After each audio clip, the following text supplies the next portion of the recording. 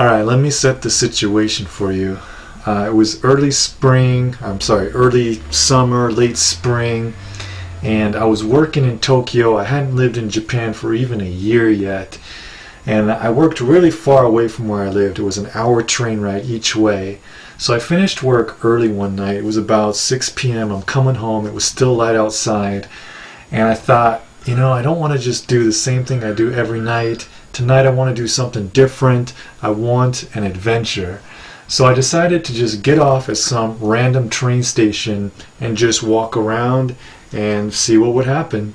So I get off at this train station that I'd never been to before, and I walk out the ticket gates, and to my disappointment there was nothing there. It was just this commercial residential area. There was no people.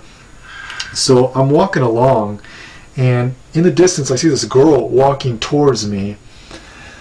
And as she gets closer and closer, I realize she's really cute. She's got a really pretty face, big round eyes, big eyelashes. She's young, she's got black hair, everything. So I smiled and I said hi to her. She said hello to me. And I asked her if there was anything to do around here because I didn't see any shops or anything. And she said, what do you have in mind? And I said, let's do something together. Like, let's go to a bar or something. And she said, okay, I know this one place. And so we started walking. She was going to bring me to a bar and she was going to go with me. And I was like, yes, I got this one. And at this time, I couldn't speak Japanese very well. I hadn't been in Japan for even a year yet, but I was going to a Japanese language school in the afternoon. And now I had this girl to talk to, so I was really motivated to practice my Japanese. And there was this chemistry there at first. There's just like this chemistry, you know how it is. And there was vibes and everything. So she brings me to this building that just looked like a building, like an apartment complex. We go downstairs, and there was a nice bar down there. And we sit down, and she sits across from me, and I'm thinking, oh man, this kind of feels like an interview, and I have to speak Japanese. I don't know how long I can keep this up. So we're sitting there, and then I open the menu, and I see the menu, and it's just only drinks. There's no appetizers or anything. And I was like, damn, these drinks are expensive. They were ranging from 1,000 yen to about 1,500 yen per drink, which in US dollars is about between 12 and 20 US dollars per drink. Most of the drinks were about $20. So I got the cheapest drink, and they just gave me this one little drink. It was like this tall. It had about 3 ounces of drink in there, or liquor or whatever. And it was really watered down, but I was like, whatever. I'm not here for the drinks, really. And I'm not the big drinker, so I don't really care. And my plan was, okay, I'm just going to milk this drink for as long as we're here, and I'm just going to get one drink. And as we're there talking, I noticed that she's just going through drink after drink after drink after drink. And I was like, damn, this girl must be loaded, because she said she was a college student. She said she didn't have a job. She lived nearby by herself. And that means her parents were paying for everything. Okay, in Tokyo, apartments are not cheap. Universities are not cheap. And, she was going to easily spend over $100 on her drinks alone. So I was like, wow, this chick is really loaded, or her parents are really loaded. And I didn't really have much experience with, college students. I thought, wow, are all college students this rich? This is amazing. Their parents pay for all of this. And so the time goes by, and we're talking and talking, but slowly the chemistry is kind of dying, and that was mostly my fault because I really couldn't carry my end of the conversation in Japanese. So about an hour goes by, and she's had like 6 or 7 drinks, and I'm still milking my one drink. It didn't do anything for me. It was totally watered down. I was like, who cares about that? So we decide to leave, and then the bartender gives us the bill. And I guess me being the man, I took the bill to look at it, and I opened it up, and I was like, holy sh! And it was over $120, no, over 12,000 yen, which is like over $140 or $150. It was expensive. And remember, I just had this one watered down, pissy little drink. And I was thinking, okay, what do I do here? I still might be good with this girl. I don't want to seem like a cheapskate. What's the right thing to do here? I didn't know. I just wanted to pay for my drink, really, but I thought, okay, you know what? I'll pay for half and I'll ask her for half. That seems fair. And so I said, okay, just give me 6,000 yen, which was about half the bill. And she said, oh, I'm sorry, I don't have any money on me. And I was thinking to myself, oh shit, what am I going to do? So I looked at my wallet and I had just enough money to pay for this bill. If I paid for this bill, that would be all the money in my wallet. I wasn't going to have enough money to even get home by train. But at this point, I had just come to Japan. I didn't know anything, so I just thought, well, I have to pay it. That's the only option there is. And that's what I did. I went up to the bartender, and I paid I don't know, it was 150 US dollars. Of course, I paid in yen, but I just gave him all this money, and I just looked at this guy like, you douchebag, how can you charge this much for these watered-down pissy drinks?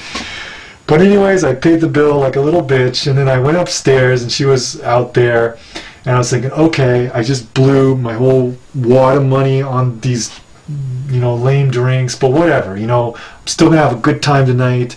What are we doing next? She said she lives nearby. Maybe we can go back to her place.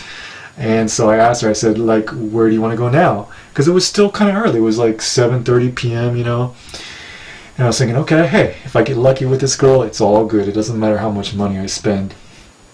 And I asked her, what do you want to do now? And she said, well, I have classes in the morning, so I'm going to go. Bye. I was like, oh my God, you're not going to do me like this. And I didn't know what to do because I didn't even have any money to get back home. I knew by train it was going to be 20 minutes, which meant walking. It was going to be at least 2 hours to walk back home. I had a good job, but even for me, that was a lot of money to throw down just for some, weak drinks. And it was pretty obvious that she was playing me, I guess. It just wasn't cool for her to just, leave me with a big bill like that. So I didn't know what to do. I didn't know how to handle the situation. I didn't have any money to get back home. So she walked away. So I just started following her. And, I was walking behind her, and she just started walking a little bit faster. She was getting a little bit nervous, and she looked back at me. She's like, what are you doing? And I said, I'm following you. I don't have any money to get back home. Please just pay me for half the drinks. I'm just asking for half. And she said, well, I don't have any money. And I said, okay, look, let's go to a convenience store. They have ATMs there. You can get money anytime.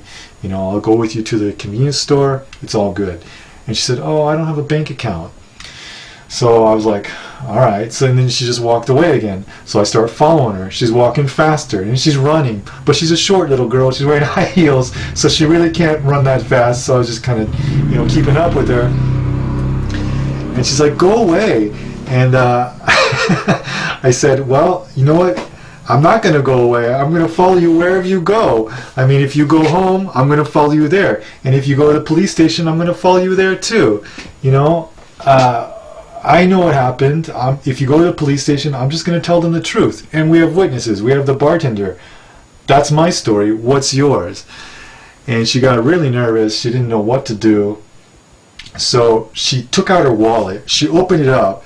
And the girl was stacked. She just had paper in there. And by paper, she had a lot of money in there. It looked like a book. And she grabbed out a wad of money. She threw it in the air. And all these yen notes were raining down onto the sidewalk. And she just left. And I took the money. And I was able to go home. So that was one kind of bad experience I had in Japan. It's a story I'll always remember. And the good thing about Japan and Japanese people is that even after living here in Japan for over 12 years, that is the only really cheap, stingy person I've ever met. Most Japanese people are so generous with their money, and when I go out with them, they'll almost always offer to pay. And when I go out with girls, asking them to pay half is never an issue. So in general, Japanese people are just really generous, and really, I think the perfect word to describe them is classy. They're really classy about dealing with financial situations. And another thing I learned is that if you ever get in a situation like that, I mean, I think at that time I didn't know what to do. I didn't know how to deal with it. I was just going with my instinct. But basically what I did worked. And when you're in some kind of conflict with a Japanese person, I noticed that they really, really dislike being embarrassed. So if they get in a situation where they feel embarrassed, they're really like concerned about what other people think about them. So if you put them in a kind of a tight situation where they're going to feel some kind of humiliation, they will break really fast. And another thing is when you're in a conflict with a Japanese person and other people are watching, like the police or a crowd of people, you're a foreigner here, so you're seen as a child, and you're not expected to hold up your end of any kind of responsibility. So if you're having a conflict with a Japanese person, everybody else expects the Japanese person to resolve the situation. And if I was in that situation today, all I would have done is just stayed at the bar and said, look, I have the money, but I'm not going to pay for all of it. So you find a solution. And basically, eventually the person would break because they wouldn't want to be humiliated in front of the bartender having this conflict with a foreigner. But anyways, that's my story, and I hope you enjoyed it.